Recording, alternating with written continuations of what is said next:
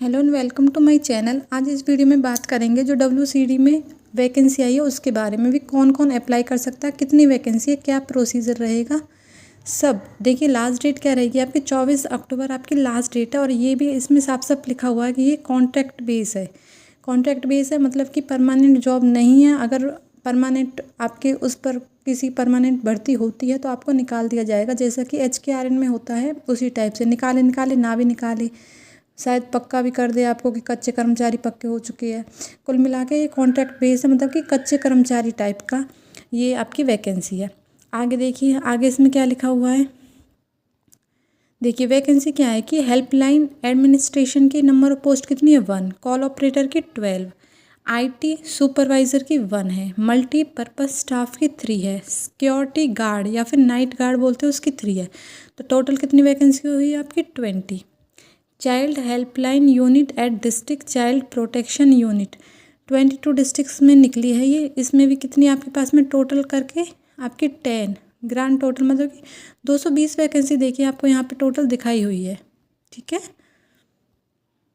ये 220 कैसे है देखो, जितने भी 22 डिस्ट्रिक्ट है तो 22 डिस्ट्रिक्ट के अंदर एक डिस्ट्रिक्ट के अंदर 10 पोस्ट निकली है, मतलब 22 के अंदर टोटल कितनी हो गई 220। अब वो 10 पोस्ट कैसे कैसे कि एक पोस्ट है आपकी प्रोजेक्ट कोऑर्डिनेटर की, एक है काउंसलर की, 4 है आपकी चाइल्ड हेल्पलाइन सुपरवाइज़र की, और केस वर्कर्स की 4 है। तो टोटल एक डिस्ट्रिक्ट में 10 है, मतलब कि 22 में कितनी हो गई आपके पास 2200। अम्बाला और Hisar child help desk eight railway station, ये वैकेंसी बस अम्बाला और हिसार के लिए है। टोटल कितनी है आपके पास में 6 है, एक में अम्बाला में 6 है, हिसार में, मतलब टोटल हो गई 12। एक तो है आपके पास चाइल्ड हेल्पलाइन सुपरवाइज़र की 3 और केस वर्कर की भी आपके पास है 3। आगे देख लीजिए, ये बस पंचकुला में निकली है वुमेन हेल्पलाइन की। पंचकुला में टोटल कितनी वैकेंसी है 11 है। कैसे कैसे भाई, कॉल ऑपरेटर की 6 है, नाइट गार्ड और सिक्योरिटी गार्ड की 3 है, मल्टीपल पर्पज़ स्टाफ की 2 है। आगे देखिए, one stop centre at district level only, ये आपकी बस डिस्ट्रिक्ट लेवल पर निकली है वन स्टॉप सेंटर की। टोटल कितनी वैकेंसी है 104 104। किस हिसाब से है भाई, देखो सेंटर एडमिनिस्ट्रेशन की 10 है, पैरालीगल पर्सोनल की 14, साइको सोशल कंसल्टर की 18, मतलब ऐसे करके देख लीजिए आप 104 वैकेंसी ये है आपके पास। सेम आपका यहाँ पे आ जाइए पंचकुला के लिए, बस पंचकुला के लिए 10 है।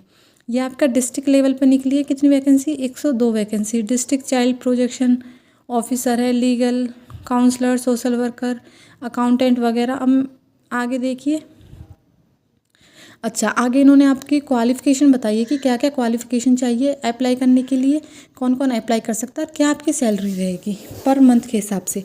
तो जो हेल्पलाइन एडमिनिस्ट्रेशन की पोस्ट है उसके लिए आपके पास मास्टर होना चाहिए लॉ में या फिर सोशल वर्क में या फिर सोशियोलॉजी में या सोशल साइंस में या साइकोलॉजी में, और साथ में 5 साल का एक्सपीरियंस है। अगर आपके पास 5 साल का एक्सपीरियंस नहीं है तो भी आप अप्लाई कर सकते हैं, लेकिन उन्होंने साफ ये बात लिखी हुई है कि हम जो प्रेफरेंस देंगे वो एक्सपीरियंस वाले को देंगे। मान लीजिए आपने भी अप्लाई किया, साथ में एक बंदे ने और किया, आपके पास में मास्टर डिग्री उसके पास में भी है, लेकिन आपके पास में एक्सपीरियंस नहीं है, लेकिन उसके पास एक्सपीरियंस है, तो पहले वो उस बंदे को लेंगे ना कि आपको। ठीक है, तो सिंपली बात है भाई, एक्सपीरियंस वाले को पहले प्रेफरेंस दे रहे हैं। सैलरी इसमें क्या रहेगी आपकी 33,000 पर मंथ रहेगी। कॉल ऑपरेटर जो 12 वैकेंसी है उसके लिए क्या, मैट्रिक्स मतलब कि 10th होनी चाहिए सबसे पहले तो। Good hearing ability to converse in Hindi and English, आपकी हिंदी इंग्लिश लैंग्वेज पे अच्छी पकड़ होनी चाहिए। है प्रैक्टिकल एक्सपीरियंस, भाई देखो इन्होंने भी क्या एक्सपीरियंस मांगा है, जितनी फील्ड इन्होंने निकाली सब में इन्होंने एक्सपीरियंस तो मांगा है एटलीस्ट 1 ईयर का तो। ठीक है, और वही और क्या बोला, candidate should be resident of Haryana, Haryana का होना चाहिए। Can be outsource to any person having good और हाँ वही कम्युनिकेशन तो सभी मांगते हैं, हिंदी इंग्लिश में आपकी कम्युनिकेशन अच्छी होनी चाहिए, क्योंकि ये आपका इंटरव्यू बेस है, इसमें मेरिट बनेगी फिर आपको इंटरव्यू के लिए बुलाया जाएगा। तो उस इंटरव्यू में आपको देखेंगे कि आपकी बोलने की स्किल्स कैसी है, क्योंकि भाई देखो WCD के अंदर क्या होता है कि आपको समझाना होता है, कि वुमेन्स को समझाना होता है, आपको बात करनी होती है। तो इस वाले में कुल मिला के बात यह है आपकी हिंदी इंग्लिश पे लैंग्वेज अच्छी पकड़ होनी चाहिए। इसमें सैलरी क्या रहेगी आपके पास 16,000। IT सुपरवाइज़र के लिए वही देखो, IT सुपरवाइज़र है तो IT का डिप्लोमा होना चाहिए, तो डिप्लोमा हो कंप्यूटर में या IT हो, और एक्सपीरियंस 3 साल का मिनिमम। सैलरी रहेगी आपकी 25,000। आगे देख लीजिए, और देखो हरियाणा का होना चाहिए, ये तो ये सब में दे रहे हैं 3-4 बात है कि हरियाणा का होना ही चाहिए, हिंदी इंग्लिश पे पकड़ होनी चाहिए और एक्सपीरियंस होना चाहिए। ये 3 बात तो कॉमनली हर पोस्ट के लिए लागू होती है। उससे अलग देख लेते क्या है। मल्टीपर्पज़ स्टाफ के लिए 10th चाहिए, वही 10th वाले इसमें अप्लाई कर सकते हैं। 14,000 आपकी सैलरी रहेगी। सिक्योरिटी गार्ड के लिए मैट्रिक्स वाले अप्लाई कर सकते हैं, 2 साल का एक्सपीरियंस होना चाहिए। प्रेफरेंस एक्स सर्विसमैन को देंगे, जैसे भाई सब में क्या बोल रहे थे, प्रेफरेंस एक्सपीरियंस वाले को देंगे, तो कोई एक्स सर्विसमैन है तो उनको पहले देंगे। हरियाणा का कैंडिडेट होना चाहिए, वही 14,000 आपको पर मंथ सैलरी दी जाएगी। प्रोजेक्ट कोऑर्डिनेटर की 22 वैकेंसी है, एक करके डिस्ट्रिक्ट में, तो 22, एक डिस्ट्रिक्ट में 22 से टोटल है ना, तो हर डिस्ट्रिक्ट में 22 है। तो आपके पास में क्या मास्टर डिग्री होनी चाहिए, किस में, सोशल वर्क में, सोशियोलॉजी में, चाइल्ड डेवलपमेंट में, ह्यूमन राइट्स, पब्लिक एडमिनिस्ट्रेशन में, साइकोलॉजी में, साइचैट्री लॉ में, पब्लिक हेल्थ, कम्युनिटी, मतलब इसमें से आपके पास किसी में भी मास्टर डिग्री हो या फिर आपके पास ग्रेजुएशन हो, इनमें से किसी में भी, किस में भी, सोशल वर्क में, sociology, child development, human right, public administration, psychology, law, public health, इसमें से किसी, तो आप अप्लाई, और का मतलब या तो ये हो या फिर ये हो, तो आप अप्लाई कर सकते हैं। हरियाणा का होना चाहिए वो बंदा, ठीक है। सैलरी इसमें 30,000, इसमें सैलरी अच्छी खासी मिलने वाली है आपको। काउंसलर 22, एक डिस्ट्रिक्ट के हिसाब से टोटल 22 है, एक डिस्ट्रिक्ट में एक ही है। तो ग्रेजुएट होना चाहिए किसमें, सोशल वर्क, मतलब मोस्टली तो मुझे लगता है सब में ये ही मांगा है कि या तो social work, sociology, psychology, physical health, इन सब में ग्रेजुएशन होनी चाहिए, या फिर पीजी मतलब मास्टर डिप्लोमा होना चाहिए काउंसलिंग में, कम्युनिकेशन में, ठीक है। 19,000 आपकी सैलरी रहेगी। आपने एटलीस्ट 1 साल वर्क किया हो किसी एनजीओ में, किसी गवर्नमेंट एनजीओ में, किसी मतलब कि कहीं पे आपने ऐसी सेवा दे रखी हो महिलाओं के लिए, बच्चों के लिए, ऐसा कुछ किया हुआ हो, है ना, तो उनको प्रेफरेंस पहले मिलेगी। तो 19,000 इसमें सैलरी रहेगी। नेक्स्ट देखिए, चाइल्ड हेल्पलाइन सुपरवाइज़र 88 है, 4 है डिस्ट्रिक्ट में, 22 × 4 88 करके। वो आपका ग्रेजुएशन होना चाहिए, बीए सोशल वर्क में, कंप्यूटर साइंस में, इंफॉर्मेशन टेक्नोलॉजी मतलब आईटी में, सोशियोलॉजी, सोशल साइंस, इन सब में 1 साल का आपका एक्सपीरियंस होना चाहिए एनजीओ में। आगे यही बोला कि हरियाणा का रहना चाहिए और 16,000 इसमें सैलरी रहेगी।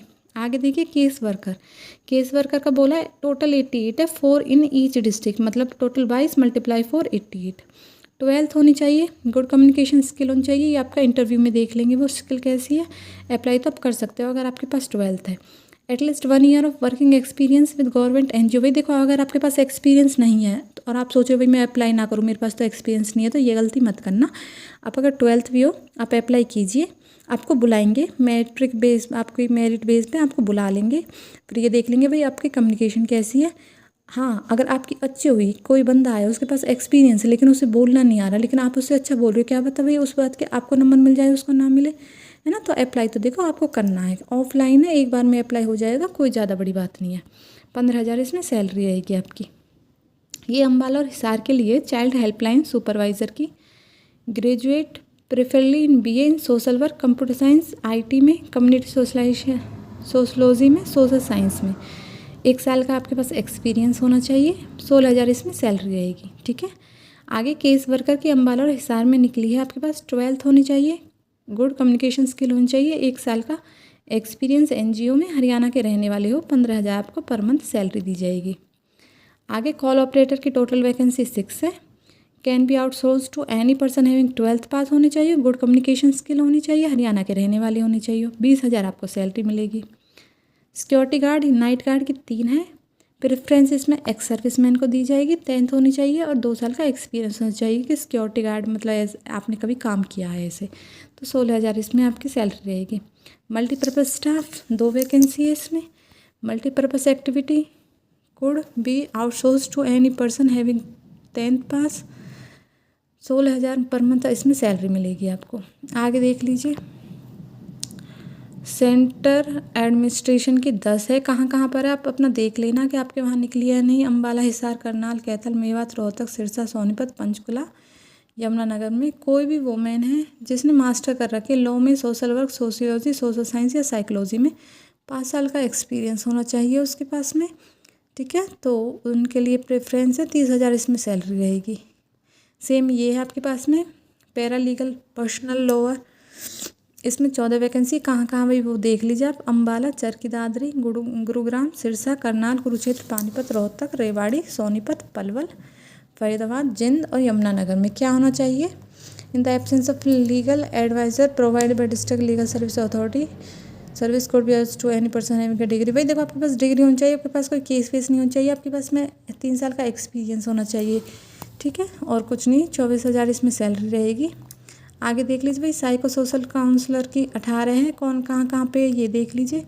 अम्बाला, भिवानी, दादरी, फरीदाबाद, गुड़गामा, हिसार, जींद, झज्जर, करनाल, कैथल, नारनौल, पलवल, पंचकुला, रोहतक, रेवाड़ी, सिरसा, सोनीपत एंड यमुनानगर, ठीक है। ग्रेजुएशन पीजी होना चाहिए साइकोलॉजी वगैरह में। ये पीडीएफ मैं आपको बताती हूँ कैसे निकलेगा, आप वहाँ से डाउनलोड करके आराम से पढ़ लेना।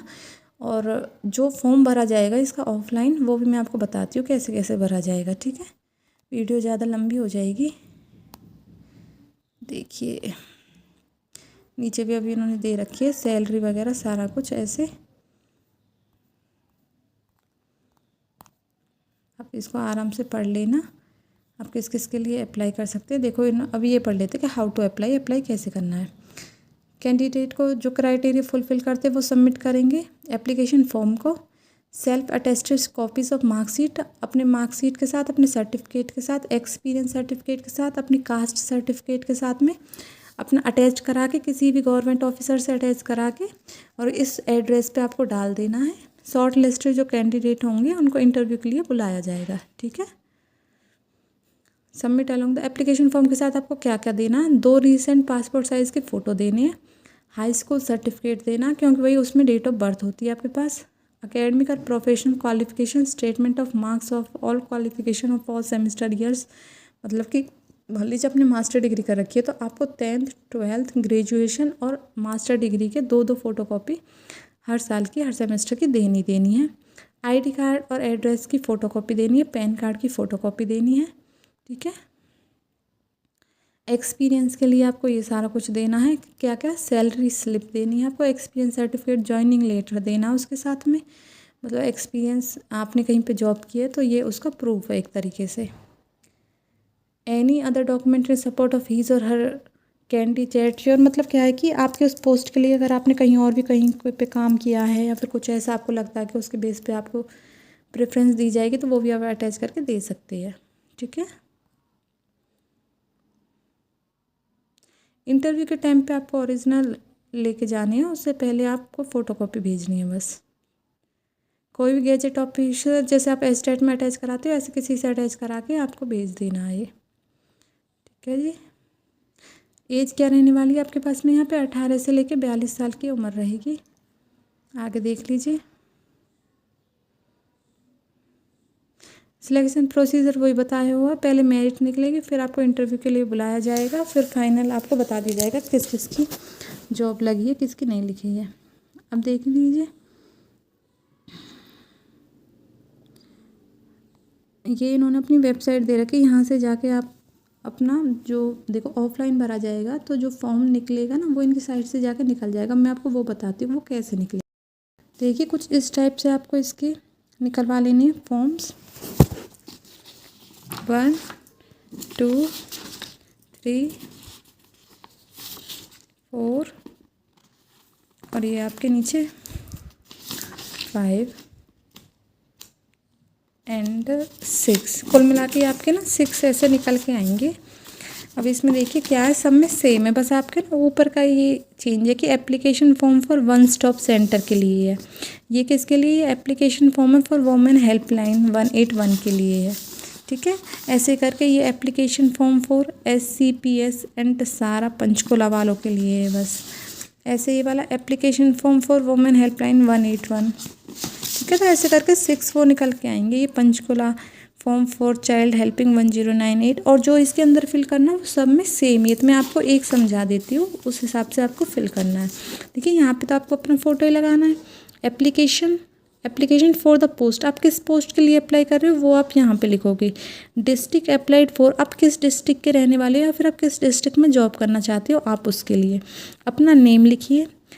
अगर आप अनमैरिड है तो अपने फादर का, और मैरिड है तो अपने हस्बैंड का नेम लिखिए। अपना परमानेंट एड्रेस जहाँ पर आप रहते हो, अपना मोबाइल नंबर, अपनी ईमेल आईडी, अपनी डेट ऑफ बर्थ जो 10th की मार्कशीट में वही चलती है सब जगह तो वही लिखनी है। एज ऑन डेट और ए ऑफ एडवर्टाइजमेंट, एज लिखनी है आपको कि अब तक आपकी एज कितनी है, ठीक है। जेंडर क्या है, कैटेगरी क्या है। अब एजुकेशन क्वालिफिकेशन में क्या है, आप यहाँ पे सीरियल नंबर लिखोगे। भाई मान लीजिए कोई पीजी बेस की जॉब है तो फर्स्ट पे आप 10th, सेकंड पे 12th, थर्ड पे आप ग्रेजुएशन, फोर्थ पे आप post graduation. Qualification with subject 10th onward, यहाँ पे भाई क्या आएगा, आपके 10th क्लास के सब्जेक्ट आ जाएंगे। नेम और स्कूल यूनिवर्सिटी कहाँ से आपने 10th की है, क्या आपके मार्क्स थे, टोटल मार्क्स 500 में से आपके 480 थे, परसेंट कितनी बनी वो यहाँ आ जाएंगे, ठीक है। यहाँ पे क्या सब्जेक्ट लिखना, मान लो 10th क्लास में इंग्लिश थी, हिंदी थी, मैथ थी, एसएसटी थी, साइंस थी, तो वो सारे इसमें लिखने हैं, फिल करने हैं छोटे छोटे शॉर्ट में, कि साइंस का SCI लिख दिया, एसएसटी का SST लिख दिया, ऐसे करके, ठीक है। सेम आपका अब ये वाला कॉलम किसके लिए, ये वाला कॉलम है एक्सपीरियंस के लिए। अब कितने साल का एक्सपीरियंस है, नेम कहाँ पे आपने वर्क किया उस ऑर्गेनाइजेशन का नेम, पोस्ट क्या थी वहाँ पे उसका लिखना है, पीरियड फ्रॉम टू कितने से कितने, किस किस टाइम में आपने जॉब किया है ना, कितना टाइम, टोटल ड्यूरेशन लिखना है कितना का। अगर आप अब भी कर रहे हो या कभी किया होगा ना, तो जो आपको वो एक्सपीरियंस बना के देते हो उसमें टोटल लिखा होता है कि कितने साल किया, कितने महीने किया, कितने दिन। मान लो मैं लिखने लगूँ 5 दिन 10 महीने और 4 साल किया मैंने, ऐसे करके, ठीक है। रिस्पॉन्सिबिलिटी क्या थी और आपकी सैलरी क्या थी, और सैलरी के लिए इन्होंने साफ साफ लिखा हुआ है कि जो आपका पे स्केल मिलता था, जो पेमेंट स्लिप थी वो आपको अटैच करके देनी है, तो सही से फिल करना। ये सारा कुछ वही डिक्लेरेशन है कि कुछ भी इनकरेक्ट नहीं है। यहाँ पे प्लेस और डेट लिख के यहाँ पे अपने साइन करके और ये आपको पोस्ट कर देना है, ठीक है। तो ऐसे करके 6 फॉर्म निकलेंगे, और कोई क्वेश्चन हो तो आप कमेंट में पूछ सकते हैं। Thank you.